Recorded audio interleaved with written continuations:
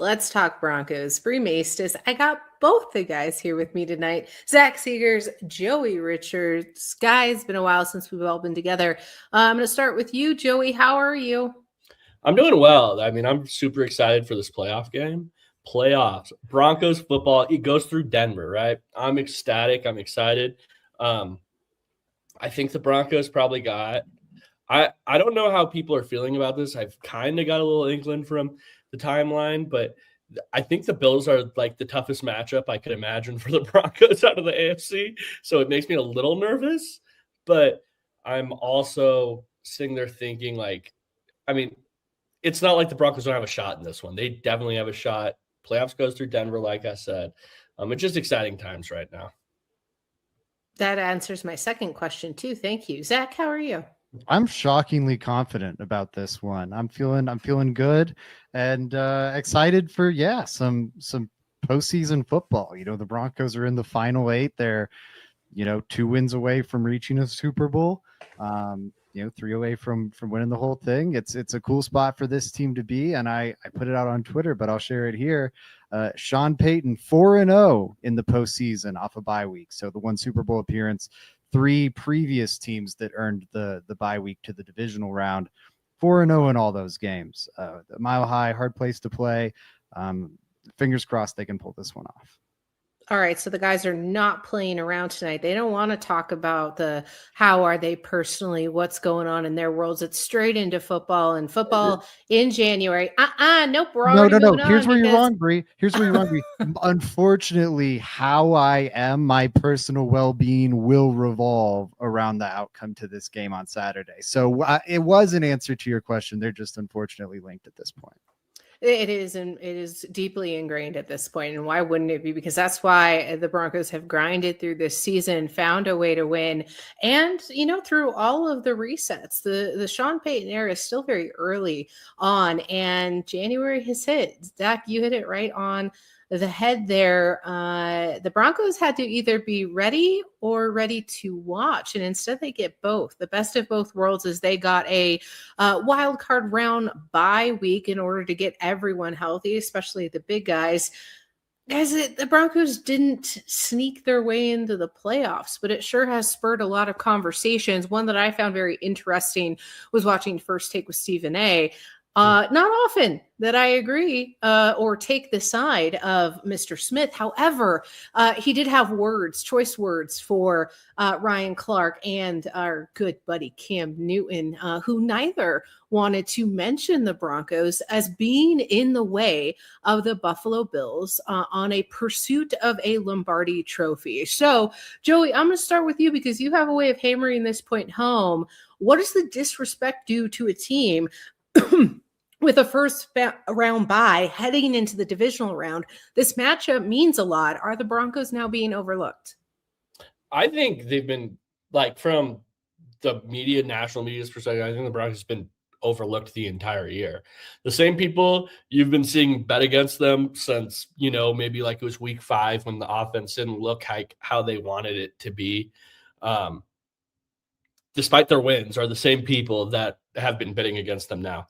So I think they've been overlooked this whole time. I think especially knowing now that it goes through Denver, that's a massive advantage. You're the home team through all the way up to the Super Bowl.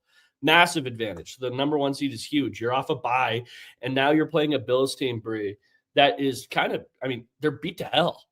They are beat up. It just shows how important getting that number 1 seed was, and I think it's silly to overlook them now, seeing where they sit and the advantages that the number 1 seed has given them. And I haven't even gone into the football reasons, the defense, things like this, the coaching staff, Sean Payton, Vance Joseph, these guys know what they're doing. Number 1 seed again, coming off a bye, all of that stuff is important. So, okay, I do think they're being overlooked. Zach, same question to you. I fully agree, and I'm glad. I think this team is dramatically better being overlooked than when they're favored in games. They were when they've played good teams and they've been favored. That would be on the road against Indy and at home against Jacksonville. I think that's literally the only 2 times all season that they played a quality opponent and were favored, and they're 0-2 in those games. I don't need that. And then we see, they're favored by 10 or 13 or whatever against the Jets, and they or the backup Chargers or the third string Chiefs, and they barely win those games. And a win's a win. It got them the 1 seed. No one's complaining about how we got here.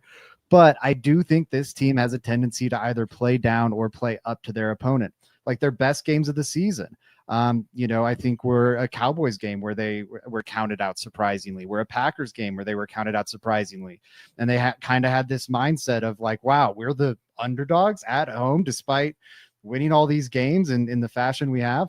So I'm excited for it. And I think the Bills, with their playoff pedigree, deserve to be favored. And Josh Allen playing out of his mind. He's, maybe if you look at like a per game basis and just isolate the quarterback performance, he's maybe the best playoff performer ever. He's got the most touchdowns per game. I think like the most yards per game of any quarterback, like the highest completion percentage. It's gaudy, the like per game playoff stats he's put up. So I get why they're being overlooked. I feel confident in the Broncos' ability to at least make this a tight competitive game that goes down to the end. And I think the bye couldn't have come at a better time. Hopefully it gives Vance Joseph a chance to get this defense back on track. And if they do that, I think they'll be the better team. Standing in their way there, obviously, are some injuries that needed some time to heal up. On one side of the aisle there, the Bills are quite busted up, and the Broncos are gaining back healthy key players. Guys, on the injury report, it looks like Dre Greenlaw was limited at practice on Tuesday. Jonathan Franklin Myers was a full participant, and you've got Lucas Kroll, Andrew Sanders limited as well. That's a short injury list. Sean Payton did note that the Broncos were going to be basically healthy. Still no word on some of the current injured reserve players that are pending out there, but it looks like hopes are getting dashed as we hear that Brandon Jones most likely won't be playing for the rest of this year as we anticipated, and ultimately no word on the return of J.K. Dobbins, but let's keep our fingers crossed and toes while we hope for a Super Bowl return. On the other side, you have the Buffalo Bills, who have nearly 15 individuals listed on the report, a third of those being no practice for them, including Jordan Poyer and Matt Prater. Can't really play if you don't have a kicker. Also, Tyrell Shavers is on that list. Guys, does anything stand out to you? Do you think it's an omen for the Bills injury report being this populated? Zach, I'm going to start with you. What are you looking for when it comes to the health of both these teams meeting up on Saturday? I think it's a huge factor. Josh Allen went to the injury tent 3 times in the wild card game, if I'm not mistaken. Short week now too. Yeah, exactly. They're also on a short week, and he's already playing through a foot injury. He talked about that going into the postseason. They asked him about that, and he said, yeah, well, I'm just going to have to play through this the rest of the way. So that's not just like a tweak. He's like, I'm going to have this for the next month plus. So that's something serious. We don't know what, but clearly it's bothering him. We all saw the finger injury. We all saw the knee injury. I bet those don't feel great. It's one thing in the moment to be playing through it with adrenaline. It's another thing, after some time and it's swollen up and all that. He's, I'm sure, going to be shot up with whatever he needs to be shot up with to play on Saturday. But I do think, this should be an athletically limited version of Josh Allen. Now, what he showed against the Jags was he's fine, just like nickel and diming it down the field and beating you that way. But I think Josh Allen being so beat up is helpful. Dalton Kincaid, who's maybe been their most dangerous pass catcher this year, being limited, I think, is huge. We'll see if Ed Oliver comes back, but if he's not, that front for Buffalo remains really suspect. Rousseau, who's another big contributor for them up front, he was limited. I think that hurts. They're out 2 of their already limited receiving core now, with Shavers and Gabe Davis being on IR. So I think they're not only, Ty Johnson, who burned the Broncos last year out of the backfield, hasn't practiced yet with an ankle injury. We'll see what happens, but I think them being so beat up is a great indicator for the Broncos. Like this Bills team is not last year's Bills team. It is notably worse in just about every way. except for maybe running the ball. And it's extremely beat up. So it's going to be a degraded version of the team the Broncos ran into last year. Yeah, I do think they are better at running the ball. Like, and it's not because they got just so much better. It's because James Cook has just gotten so much more volume, I think, this year. Like, James Cook is getting the ball a lot. It's not so much split backfield stuff like they were doing. You'd see that ball go to 4 different running backs last year in some games. I know because I had James Cook on fantasy. But is that true when Allen has a knee injury and a foot injury? What was that? Is that still true that their run game is better this year? Because in a vacuum, I'd say it is. But is it still true if Allen's hobbled by a foot injury and a knee injury? Correct me if I'm wrong, but the way I remember the last game is he had his knee injury and his finger injury, and then did the quarterback sneak, quarterback tush push, and got 10 yards after both of those. True. So it's like, I don't know. In total. What was that? Just 33 in total for what it's worth. Yeah. But that, like, it just shows how the freak of nature he is. I don't know. I mean, he had those 2 injuries, and I was watching him, and it didn't look to me like he was enabled in any way in that game. So that kind of spooky. I wouldn't bet on that he's playing any worse than he usually would. I think the possibility is kind of hopeful in the Broncos' direction. I want to beat Josh Allen at his best, but if you're looking for it, that is a possibility that he's worse, but I would not bet on it at all. I would not. Josh Allen is a freak of nature. Guys, we were talking about it in the offseason prior to 2025-26 starting, and it was how do you quantify this Broncos season as a success? So now that they have basically skipped over the threshold through this bye week, the number 1 seed, all the talk of them being ahead of schedule, and now they're meeting this precipice of, Zach, you pointed to it, Josh Allen is what you would consider a measuring stick of a quarterback and what they are supposed to do in this league. Joey is pointing to, even hobbled with injury. I think there's still something to be a little worried about. To both of you, as we're being very poignant in what we're watching, obviously Josh Allen is one of them, but is this a game of revenge, or are the two teams so different this season that it is not easy to qualify this as a revenge match of sorts from last year's blowout? Joey, to you, revenge game or not? I don't know if there's an advantage there, because I do think the Broncos are going to be extra fired up knowing that they went to the playoffs last year and lost, especially being that it's the same team. But I don't know if it's an advantage, because on the flip side, the Bills are that team that should have been to the Super Bowl by now, but haven't. They want to get there, right? Like, I think they have just as much motivation going into a game like this than the Broncos do. I think the Broncos may be a little more, opponent specific, but the Bills especially Josh Allen and these guys, like, they have to be really, really thinking this is the year we finally maybe can get there. You know what I mean? If it's not now, when? They've gone to the playoffs and lost how many times now? So I don't know if there's a real advantage there. I think I don't know if it makes much of an advantage, but I think there's definitely a revenge game factor. I think anytime a team knocks you out of competition, it's not going to sit well with you. And I'm sure this team, I know this team's bothered by it. Look at the Nick Bonito locker game interview from last season after that Buffalo loss. Like, this team was pissed off and dejected by how that game went.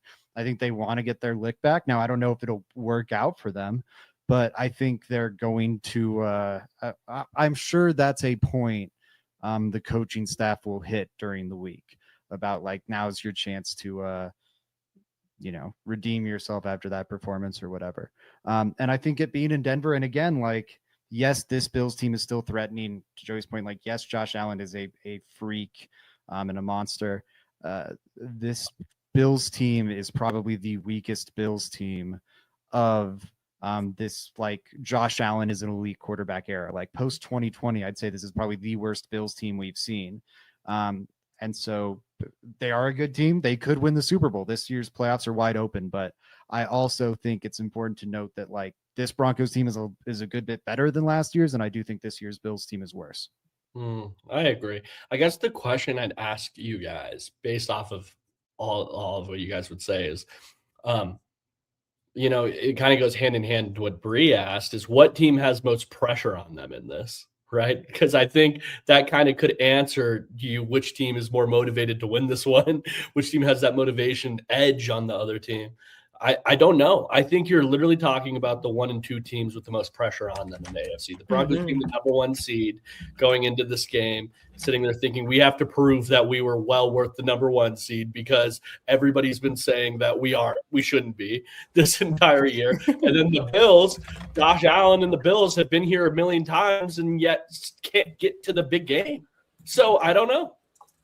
It's an interesting conversation because you start looking at the teams that start making wide sweeping changes as they get eliminated, right? It's become long tenured now to see coaches depart when they've reached this moment of, well, if it's not working anymore, something has to change. I made the joke on Twitter that the Chargers will continuously lose because they don't have the expectations held upon them to make the necessary changes. And that's not a dig at the fan base. It's just simply that when the Chargers lose, nobody's batting an eye as to something has to change. The NFL isn't good without a good Chargers team. That's just not the case. Justin Herbert hasn't had the ideal circumstances to be a winning quarterback. And we're sitting here going, you know what, better luck next time. But that changes with teams like the Ravens and now with the Steelers. And now I think the pressure gets a little bit heavy on the Bills as well. The conversation around Josh Allen now continues to go, is the window completely gone?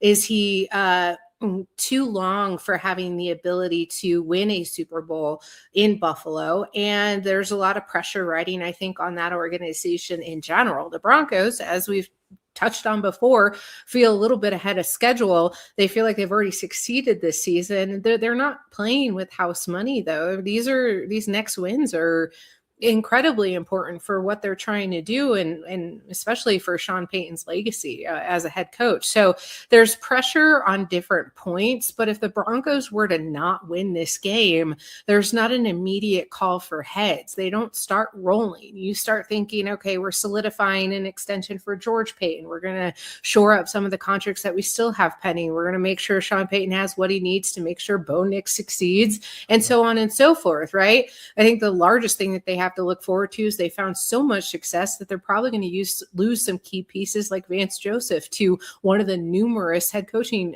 positions that are available. So there is pressure, but it's undue stress to think that they would be put into that circumstance. But you start seeing narrative shifts around quarterbacks who aren't able to get it done. Like, how much does that impact Josh Allen's legacy, and how much pressure does that ride on his shoulders to constantly be the guy who has to strap on the Superman cape and try to pull it off without much of a team around him? At this point, it would be kind of miraculous to see it get done. I still think it's disrespectful to think that they're a blowout, and we pointed to that it would be a blowout as it was last season, because we already pointed to them being underdogs at home. 1.5 points is close, but it's still quite concerning when you consider the level in which this team can play. You know, Zach, you pointed to something very intriguing, and I don't want to move off of this point, but I want you to tie it into the idea that the Broncos, their defense needs to improve and or get back to and or step it up, right?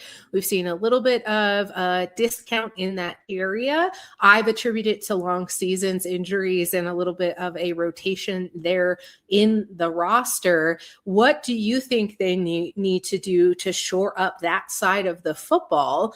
And any other comments that you had on anything we've just discussed through here as I ramble on? Sorry.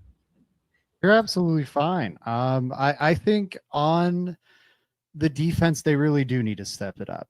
And I hear the arguments about it's a long season, guys figure you out some. You also deal with injuries, but this Broncos defense isn't that injured, right? Like, they're down Brandon Jones, but really, like, that's it. Really, they've got everyone else. And this isn't trying to think of a good example, but this isn't a team that's built, at least on defense, has so little talent on that side of the ball that you think one injury, one starter being out of the picture should derail the whole operation.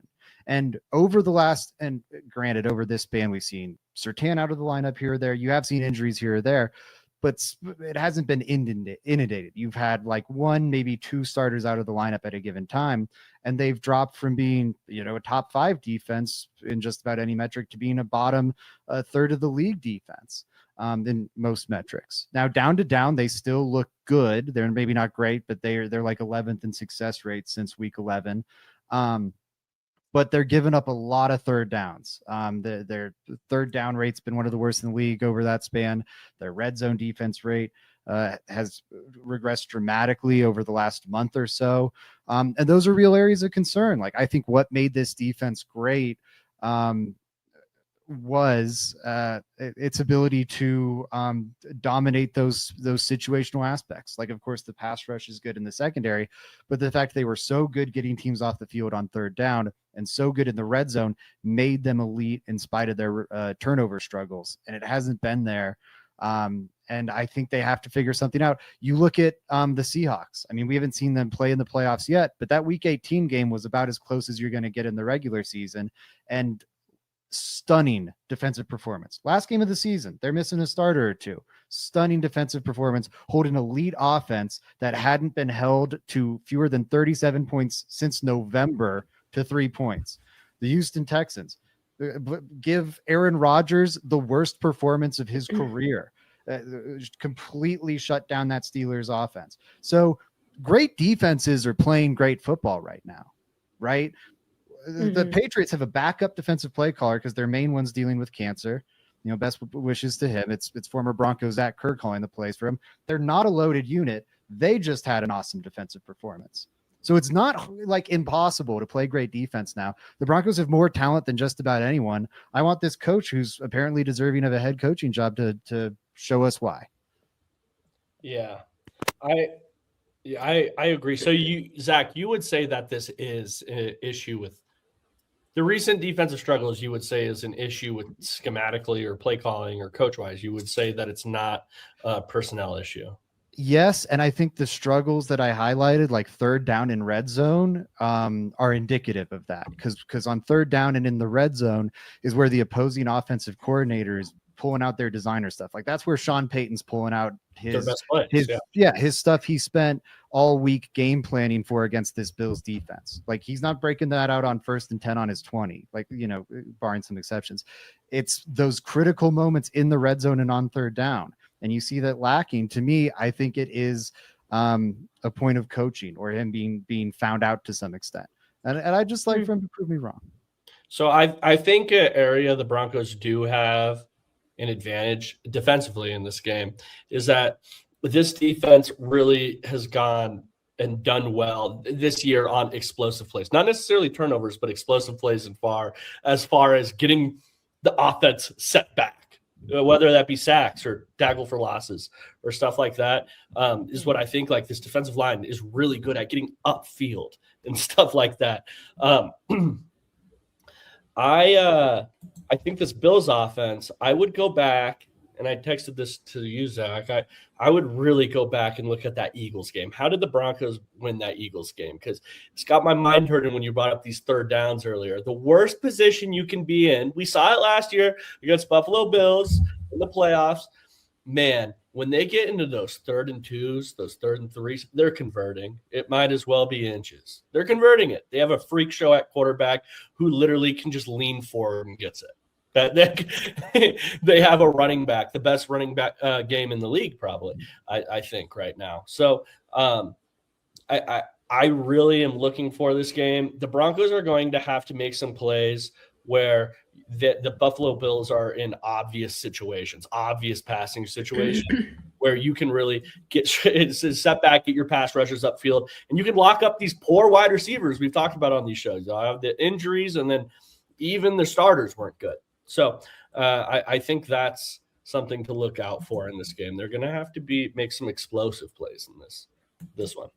Yeah, I do think a measured level of the defense playing at that top tier level we saw them start the season at would be a nice gift to all of us. I also think that what they do well can throw Josh Allen into a little bit of chaos. You want to see his tendency to extend plays out of the window. And I think it's important to keep Allen in the pocket and making him as uncomfortable as possible. If he's going to want to break one loose, he's absolutely going to try. And turnovers are going to be way more important than sacks in this matchup. So I think what to watch for is going to probably lead into my bold prediction later as I continue to let that marinate there in my brain. But guys, let's go over to the other side of the ball.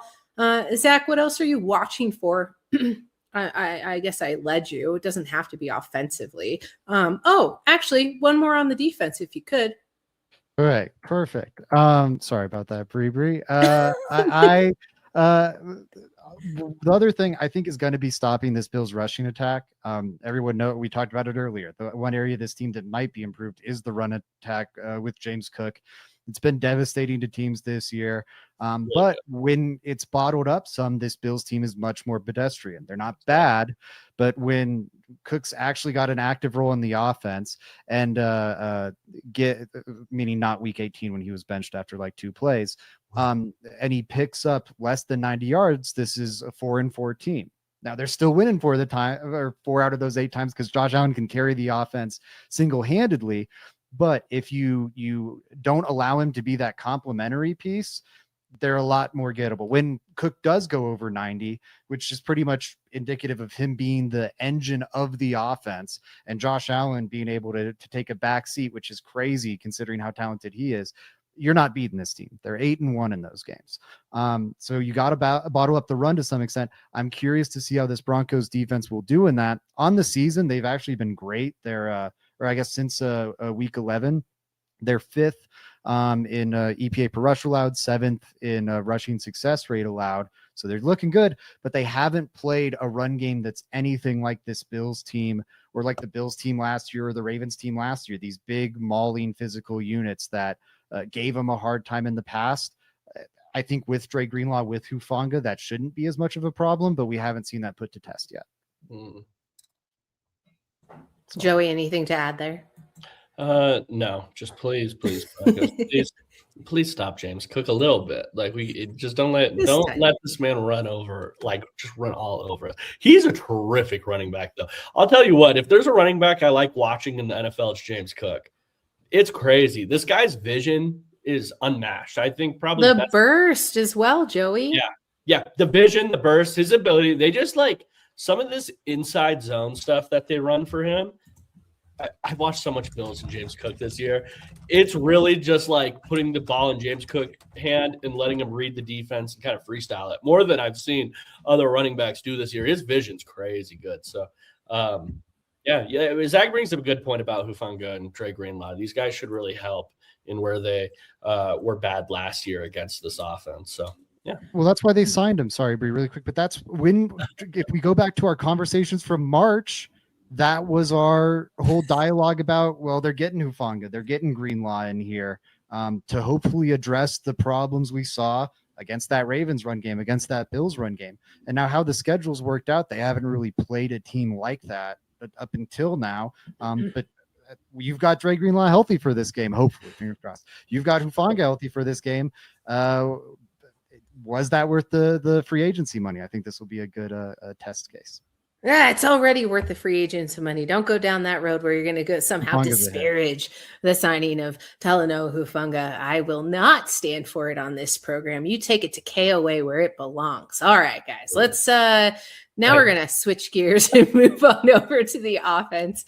It's a defining moment, guys. We're talking about Superman Josh Allen at some points, maybe not always in the clutch moments, but you're going to start painting a narrative of Bo Nix, right? The poise and composure versus the pressure that he's going to see in big circumstances against good teams. What does it look like on third downs? The Broncos have been struggling in the red zone, and you ultimately have to get rid of every negative play imaginable, right? I hope Bo Nix is able to let the game come to him, right? Like I think January football doesn't necessarily need to reward the heroes. You don't need to have the best game of your career, but you need to control. You need to control the pace.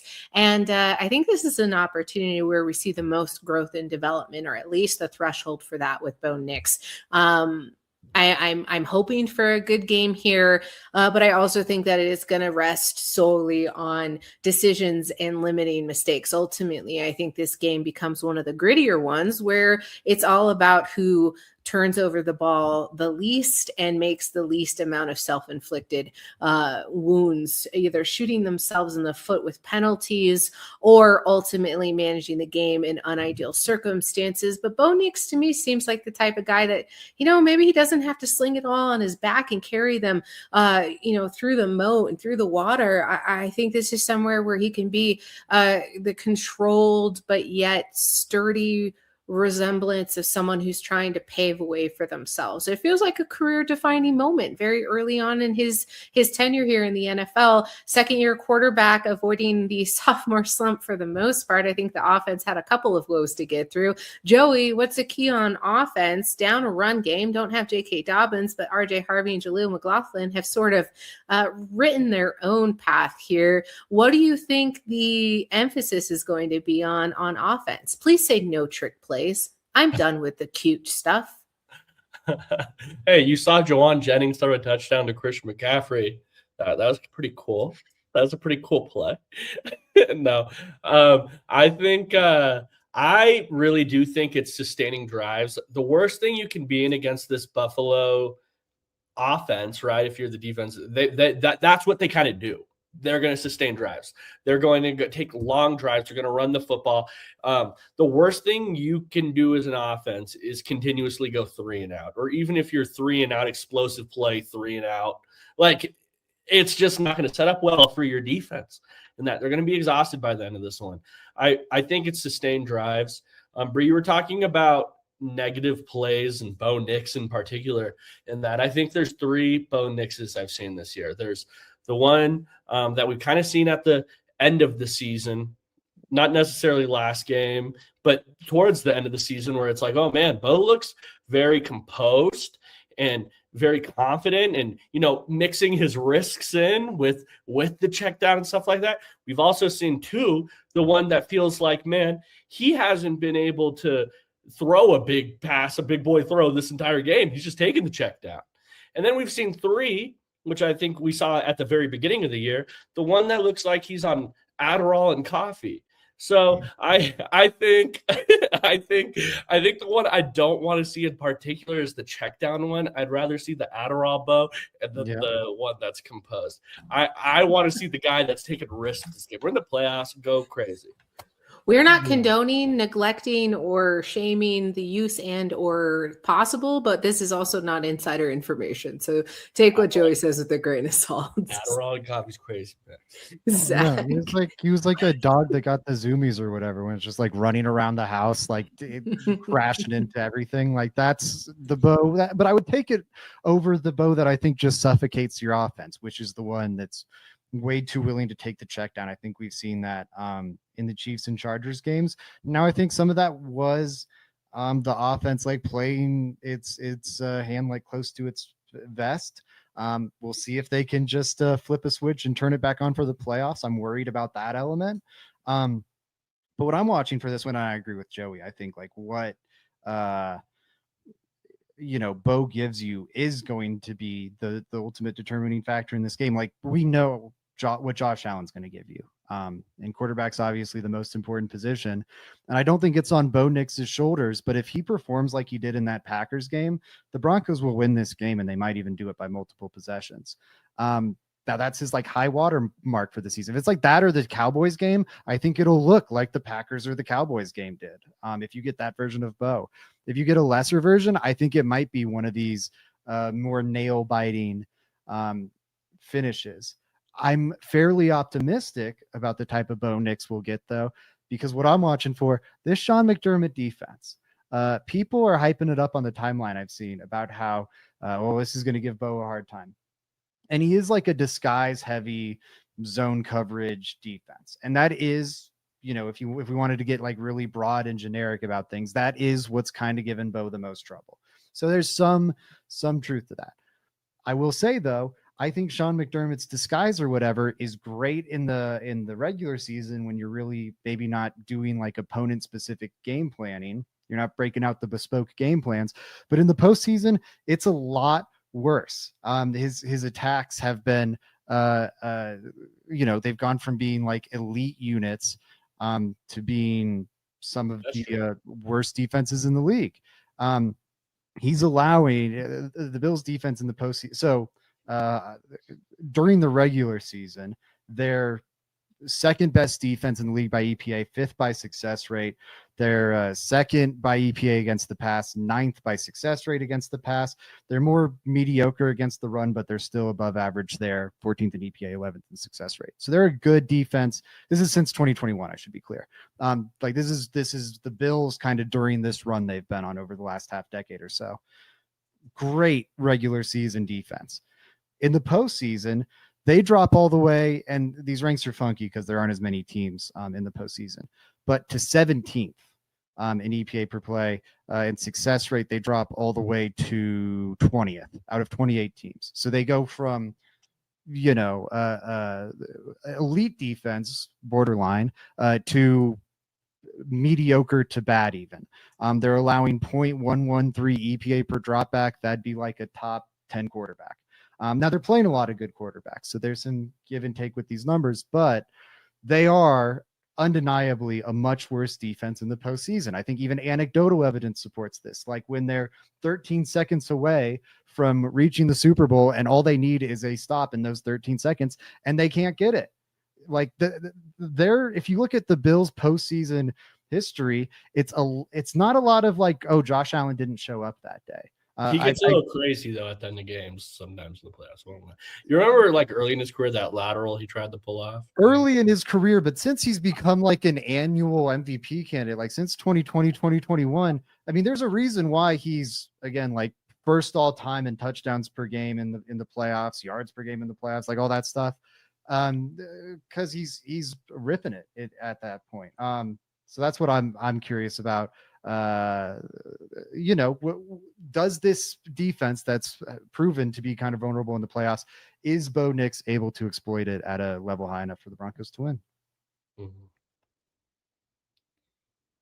I was looking for the mute button. I thought Joey was going to say something, but he didn't, and that's okay. I was going to qualify it as something and say something snarky about I don't think Josh Allen is all that great. What has he done so far? But I realized that. Go ahead, Zach. Go. I just want you to know I've got you covered for the next awkward silence. The next time there's one, I've got you covered. Oh, great. Do we have like a little bit of a soundboard that we can just Thank you so much for doing that. I'm sure you use it with your other best friends over at the Mile High post reaction show. I what do you just guys call downloaded yourselves? that right now for you. Mile High. You were doing it during right now. You were just typing away, uploading. I'm an audio producer, baby. Cutting audio in the middle of a show is what I do, Bree. I trust Joey to sell me a bottle of liquor too. Yeah. I don't know what minimizing to your profession, Joey. It was a little minimizing, but that's okay. I have no idea what I do. Honestly, log in, show up here. But I'll vamp a little bit on that. I do want to say that Denver doesn't necessarily need to stop Josh Allen. I think they just need to stay patient, maybe long enough for those windows to really close on him. I think you don't beat him by panicking. You beat him by waiting. And yes, I do think that ultimately those stats in the postseason all ring very true. I think this is the waning moment for him to get it done. I just think going through Denver against this team is not a small feat and won't be an easy one. And ultimately, we've been talking about it all night. It's a different matchup now. And I think it'll be interesting what we see through here. And ultimately, I just wanted to point that out. So I'm not really worried about the Josh Allen sort of thing. I've seen him throw wide left for many a times when it comes down to those clutch moments. But I do not want to get soundbited later on because simply something went terribly, terribly wrong. So come back to this, Bills fans, and tell me how much you hate me in my face. I did the sound. A good I wasn't me. Joey told me to stop I don't know. talking. Well, it wasn't me, so let's get that straight. Oh my God, we have lost the sauce. All right, guys, real quickly before we go to our bold predictions, I want a key. I want a key of the game. I already tossed out turnover margin. I think that's one's important to note, so I won't rehash it here. But Zach, I need a key from you. What has to happen? This Bills run defense, I kind of used like second half of the season for a lot of my stats, like since week 10, or in the Broncos case, since week 11, because that was kind of their line in the sand. Anyways, since week 10, this Bills defense is god awful stopping the run, depending on how you want to look at it. By DVOA, which factors in like quality of opponent, it's pretty much EPA factoring in quality opponent. They're second worst in the league. EPA has them as third worst in the league. They're bottom 10 in success rate too. You can really run on this front. If Greg Rousseau's limited, even more so, especially if Ed Oliver's not coming back this game. Now we know the Broncos run game has been a little suspect ever since J.K. Dobbins went out. It's been average to below average. I think the ranks were like 20th or so, like somewhere between like 16th and 20th when I looked it up. But you're going up against, again, one of the worst run defenses in the league. You'd think you'd be able to get it going this week. If not this week, I don't think it's coming until J.K. Dobbins gets back. And I think that'll be an important subplot to watch. Like, let's say the Broncos win this game, but they finish with like 40 rushing yards or something. It's like either low scoring or Bo wins an aerial shootout. It'd be exciting, and I'd be thrilled for the AFC Championship game. I would be very worried about what this Broncos attack would look like against either the Texans defense or like less so the Patriots, but I'd be worried about keeping up in a shootout with the Patriots if they're not able to run the ball. Both those defenses, glaring vulnerabilities are the run game, much like this Bills attack. So if it's not there now, I don't know if it'll be back the rest of this run, and the Broncos could use it. Mine goes hand in hand with sacks. I mentioned it earlier, but sustained drives, which is what takes a lot of the run game. You're going to have to be able to, control the clock a little bit. You can't just let Buffalo go into this game and control the clock the whole time. You can't. You want to keep your defense off the field or as long as possible. You don't want to continuously put Josh Allen and James Cook out there who are going to beat the hell out of your defense the whole game. So I'm right with Zach. I think the run game, just being able to control the clock is at least a little bit, because that's what the Bills want to do. Stop the run. If you're the defense is another key point, but yeah, that's all.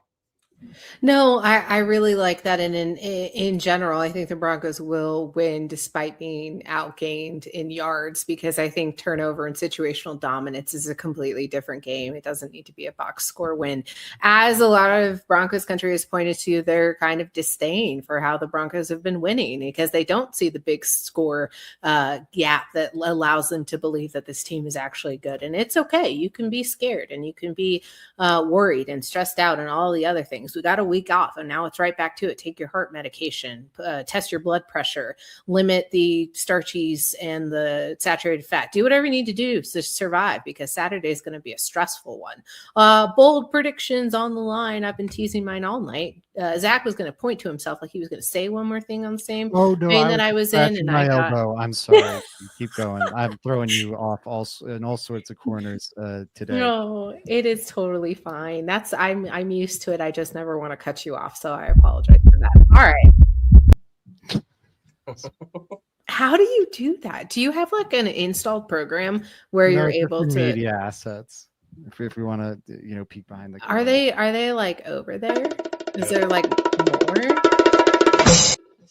I thought that was going to be Lowrider. Okay, I didn't. 5 of these are built in.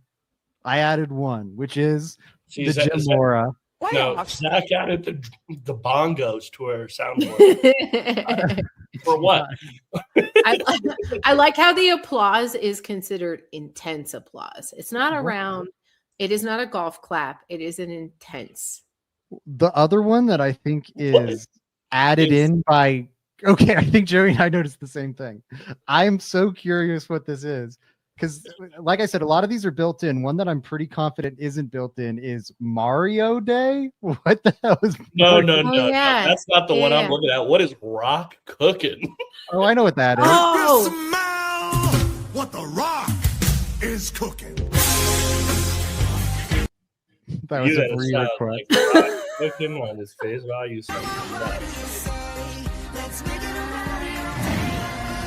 All right, we got to. I paused it. We're getting too off track here. We gotta get back on track. it. I'm sorry, everybody. Yeah, we lost. it's been a while Oh. since we've gone a little off the rails like this. I truly appreciate it, and I have to tell you, the goosebumps that came over me with the Rock's entrance there. I was transported right back to about 13 or 14 years old, and I'm ready to just, I don't know, lose my mind. Let's get into bold predictions. I do think the Broncos will separate here in turnovers. They'll have at least +1 in that margin. I do think I'm going to call for 2. It doesn't have to be an interception. It'll be either a sack, fumble, strip sack. Am I okay? A strip sack or an interception, but there will be 2 of them for Josh Allen. I think forced by pressure is going to happen. I think late while they're pressing is going to happen as well. I don't think Denver's just going to shut him down. I think they're going to bait him. This is a prime opportunity to play into my narrative here and also bolster what Zach's hoping to see from this defense. It's the perfect storm, guys, because it doesn't matter past this point. It's a win or go home, and you don't want to give that up here while you have the opportunity to take it all the way through Denver. Take it or leave it. Take it or fade it. Accept it or dread it. So a strip sack. I feel like that's No, 2 takeaways. 2 takeaways. Interception. So it could be a strip sack. Okay. Yeah. I thought you were saying a strip sack and an I interception. think it's just 2 2 turnovers. It could be either. Could I have said it more clearly? I thought you- Obviously. No, but that's you're the name fine. of the I'm game. getting caught up. I think I'm going. Oh, man, I'm gonna take, or I'm not gonna take. Oh, I'm gonna take you. I'm gonna take you. 2's too many. I think they definitely get 1. I hope you're right. on Josh Allen interception. Yeah, they'll get like a Josh Allen interception or maybe a fumble or something. Like I think they'll get 1, but 2. I don't know if this team's going to make 2 big mistakes in this. They've been this Could be in close. this We've been spot. saying this close. Teeny tiny, just a little bit. This close. I am fading you, Bree.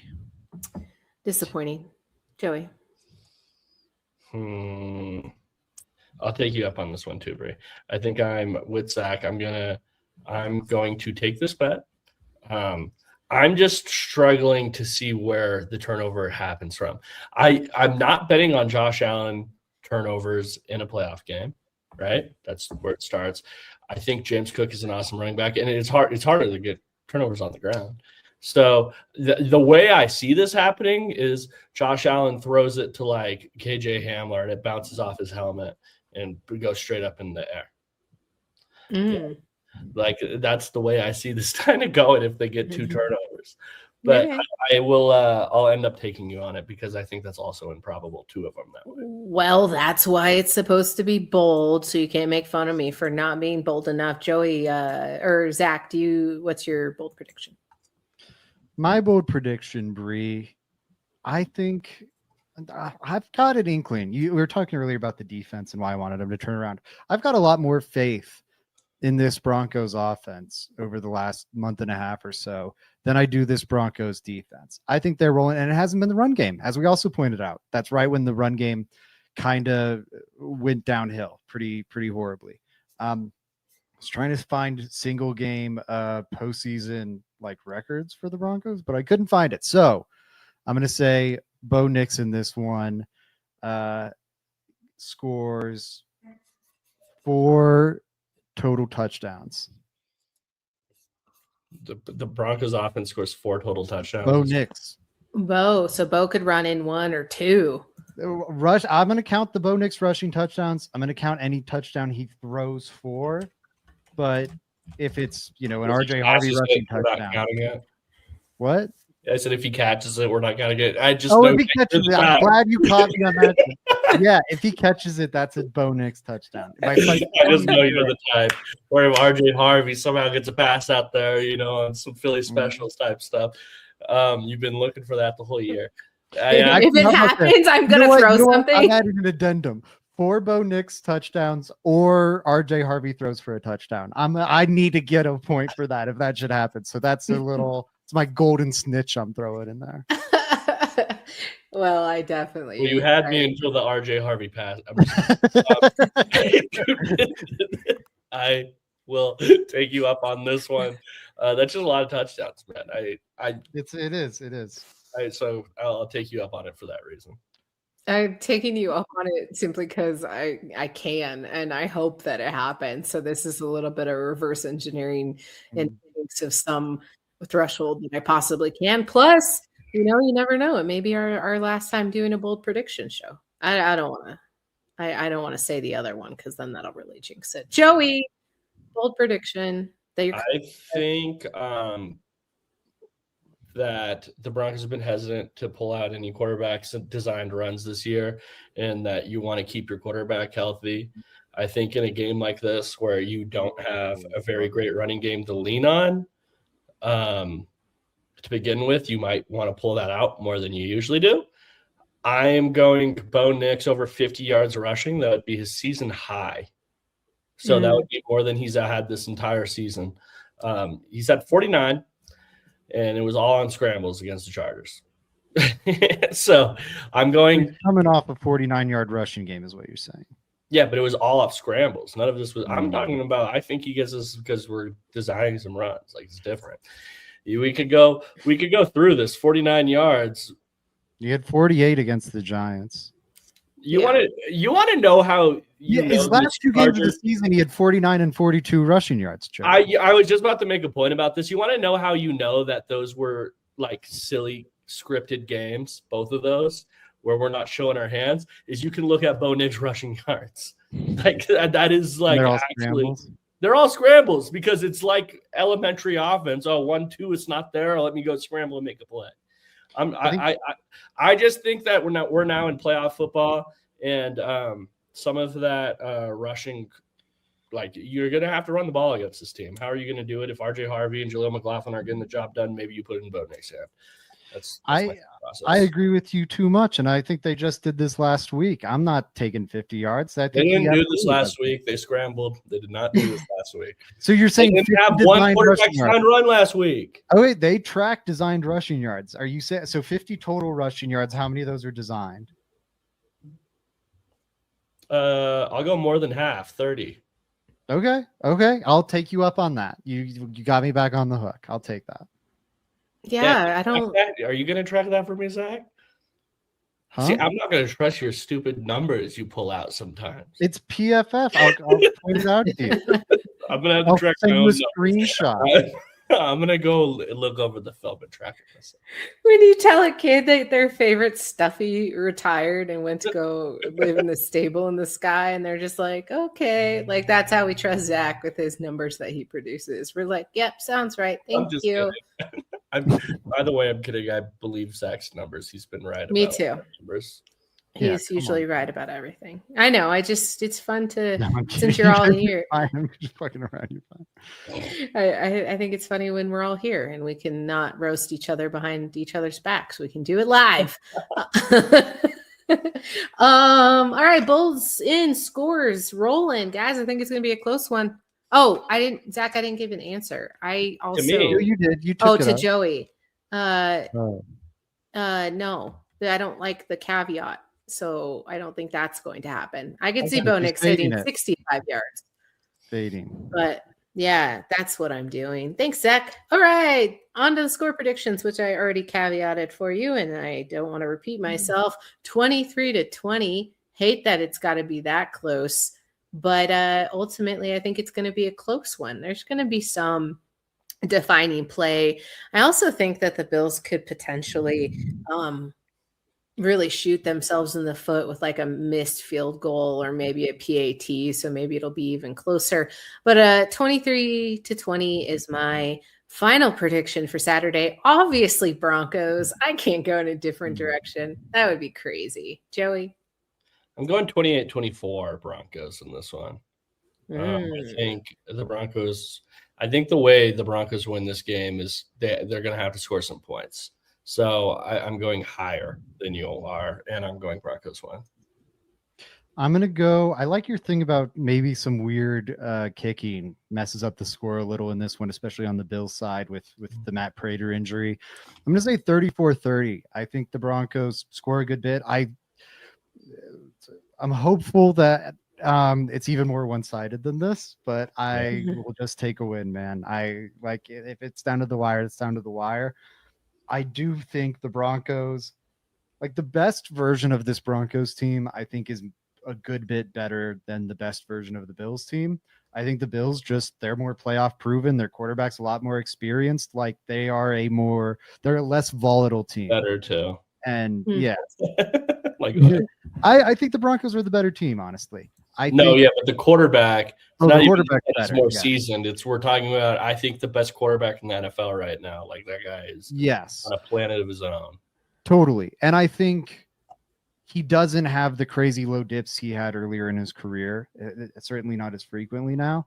And then Bo Nix, I think we've seen the really high level, like you said in your whole thing. But I don't know if it's all going to line up. If it lines up, I think the Broncos could win this game by 10. But I'll say Broncos win 34-30. Oh, I'm nervous and I cannot wait. If you need to spend some more time watching some Broncos coverage before the big game on Saturday, don't forget to go back on the channel and check out Mario on Altitude Adjustment on Tuesday night, or you can just rewatch this program and let it fill you with hope and opportunistic too, if you want to get crazy and talk to your friends and family about Broncos football and sound like you know what you're talking about. You can go ahead and take our advice and watch us predict the future as we look forward to Saturday. Zach, post-game show there with the Mile High after party after Saturday's divisional round matchup? Yep. It'll be me doing some post-game with Mike Carmelini and David Talks Broncos. We'll wrap it up. Hopefully not the last one of the year. Fingers crossed. Fingers crossed. I'm not gonna. I don't know, guys. I'm just nervous. It's okay if you're nervous too. Let us know what you think the score prediction or what you think the score is going to be by predicting below in the comments. And hit us up over on Twitter. You know the ats. We'll talk to you next time, and we'll talk more Broncos. Let's go Broncos.